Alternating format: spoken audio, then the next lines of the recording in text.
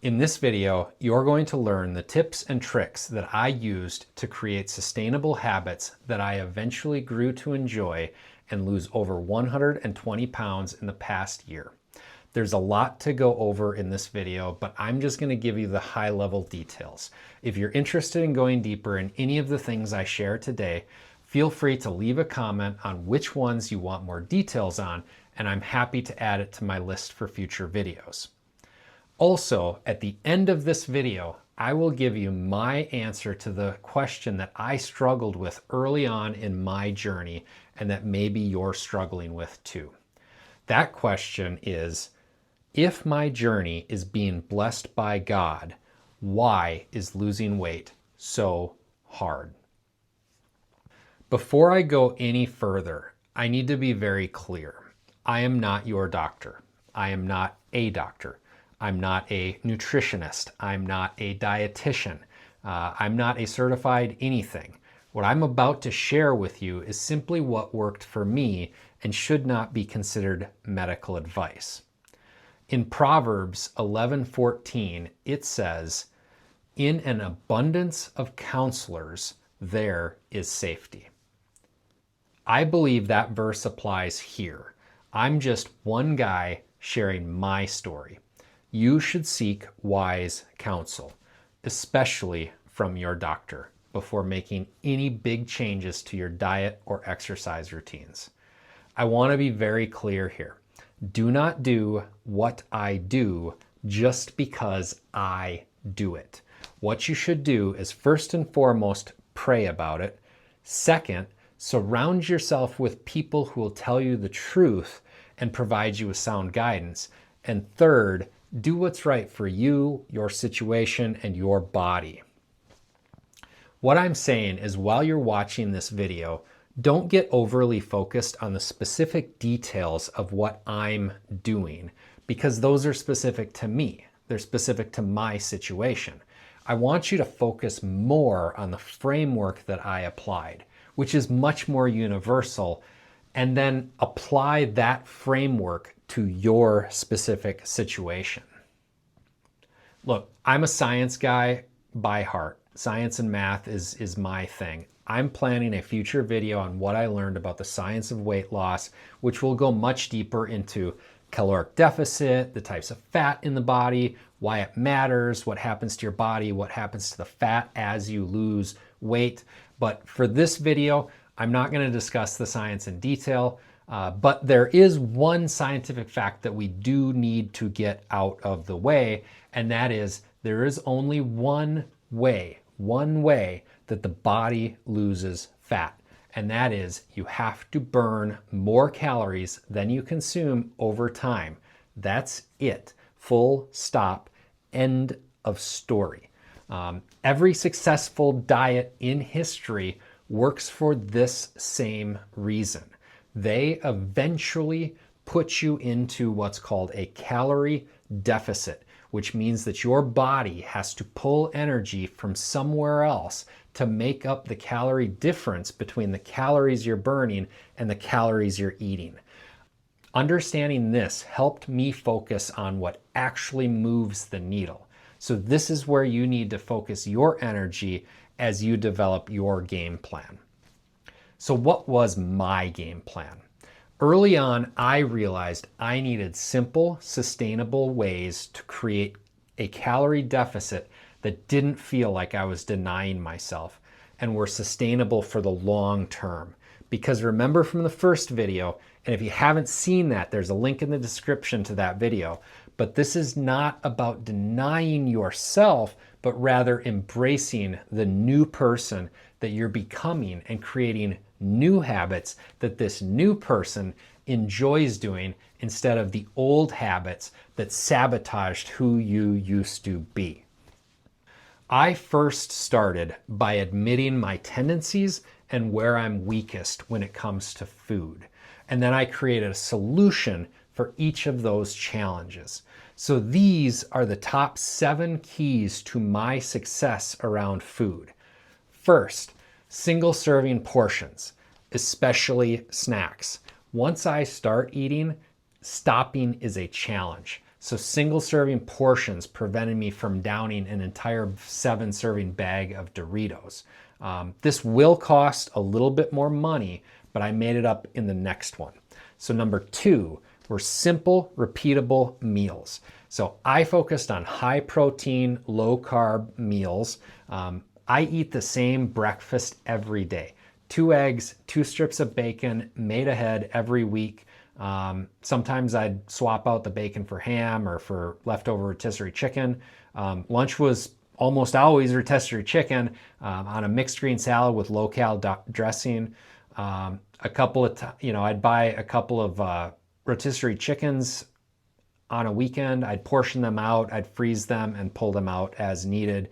I knew I couldn't do complicated weight loss diet plans that you find on the internet that have tons of ingredients and different cooking techniques. I'm a simple guy. My dinners are typically some sort of grilled meat, some kind of veggie, and maybe a potato side. I love the simplicity of a baked potato on the grill when I'm cooking my dinner. Everything cooks at one time, not a whole lot of extra dishes to do. So keep it simple, keep it sustainable, keep it easy to do. That was one of my keys. Number 3, that I weigh everything. So I keep a digital scale on the counter in my kitchen so I can easily and accurately track how many calories I'm consuming. Which leads to the next one, which is I logged everything that I ate. So I personally use the free version of MyFitnessPal. There's other apps out there. Use what's right for you, but track your calories. These apps make it very easy. It also keeps you honest and makes you think twice if you're gonna have that candy bar when you know that you need to log it. Number 5, I always told myself I could eat anything I wanted. I just couldn't eat everything I wanted. So I didn't deny myself. If I wanted ice cream, I'd eat some ice cream, but I'd log it. And if that meant that I would need to be careful with another meal or skip a couple of snacks later, I'd balance out the decision, which again builds on number 6, which is I focused more on weekly calories than on daily calories. If I overdid it one day, I didn't freak out about it. I just reduced the next day to keep my daily average where I wanted it to be for that week. And then number 7, the last thing that I implemented was I implemented my own self-imposed no eating after dark rule. My ability to resist cravings decreases as the day goes on. So this helped me curb late night snacks. I'll admit, in the winter, I did adjust it so there was no eating after 8 p.m. rule because it gets dark very early in the winter. So again, I did that because my ability to resist cravings decreases as the day goes on. So that did help me with late night cravings. Of these 7 things, the key was admitting my strengths and my weaknesses and finding some simple and repeatable habits that I could adopt that didn't feel like I was punishing myself. And if you can find those things that work for you, you'll be setting yourself up for success much faster. So I truly believe diet is more than half the battle.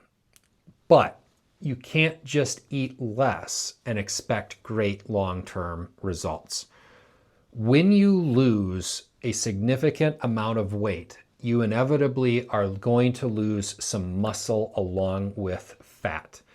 Also, as you get lighter, your body burns fewer calories doing everyday things. That was a hard pill for me to swallow. It was a little discouraging thinking that my body was working against me as I lost weight. But it's just simple science. So the answer was understanding how to offset that effect of losing weight, burn of calories going down. So how do we offset that? So this is exactly why movement has to be non-negotiable, why it was non-negotiable for me.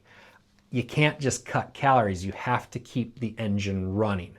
So I started extremely simple, mostly walking every day, 3 times a day. Once in the morning before breakfast, during my lunch break, and then after dinner in the evening. I typically averaged at the beginning 20 to 30 minutes per walk. I'm now averaging closer to 30 to 40 minutes per walk. But if you average 20 to 30 minutes per walk, you'll be walking a few miles a day before you realize it. And that will add up. That will make real difference in your movement. I kept it simple. I didn't pay for any gym memberships. I felt it was unnecessary. And personally, I've never enjoyed going to the gym. Over time, I did add basic body weight interval training and simple strength training that I could do in my garage with basic exercise equipment. The point is, you don't need a lot of special equipment or spend a lot of money to start. I'd recommend a basic yoga mat, and as you progress, maybe some bands, some dumbbells, or some free weights. I made all my exercises, walking or working out, enjoyable by listening to Christian worship music. Those workouts have become and still are some of my most favorite times to connect with God. So again, the key is make it sustainable, make it enjoyable, and you'll be much more likely to continue doing it.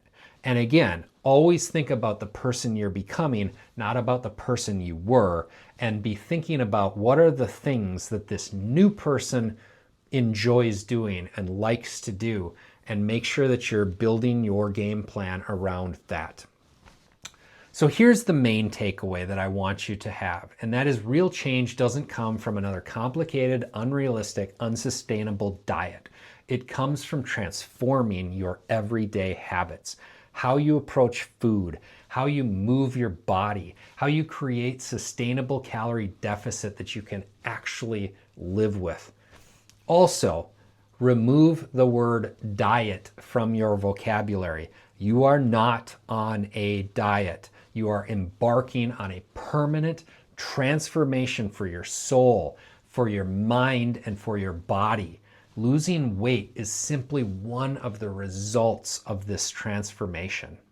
And remember, you don't need to be perfect. You just need to start being faithful with small, daily decisions. Surrender the final results to God, but show up and do the work. I said I would give you my answer to the ultimate question, right? If God is blessing my transformation, why is it so hard to lose weight? Here's what I discovered. This is a real struggle. I struggled with it myself. What I learned is that God's blessing doesn't always equal ease. Sometimes his greatest blessing is the strength to endure and to grow during the hard work. The author of Hebrews says it this way in chapter 12. For the moment, all discipline seems painful rather than pleasant, but later it yields the peaceful fruit of righteousness to those who have been trained by it. That verse spoke to me. That verse helped me so much. The work is hard and discipline can hurt. But I believe if losing weight wasn't hard, if it wasn't painful, it probably wouldn't change us the way God needs it to. So remember, difficulty doesn't mean God is against you, but that he's doing a deeper work in you. Perseverance, self-control, deeper dependence on him. The point I want to get across to you is this. God's ultimate goal isn't to make you thinner. It's to make you more like his son. Before you go, in the next video, Defeating the Enemy, we'll be talking about the biggest struggles, excuses, and lies that I believed and how you can start overcoming them too. Remember, the battle is the Lord's. Now pick up your stone and run at your giant. I'll see you next time.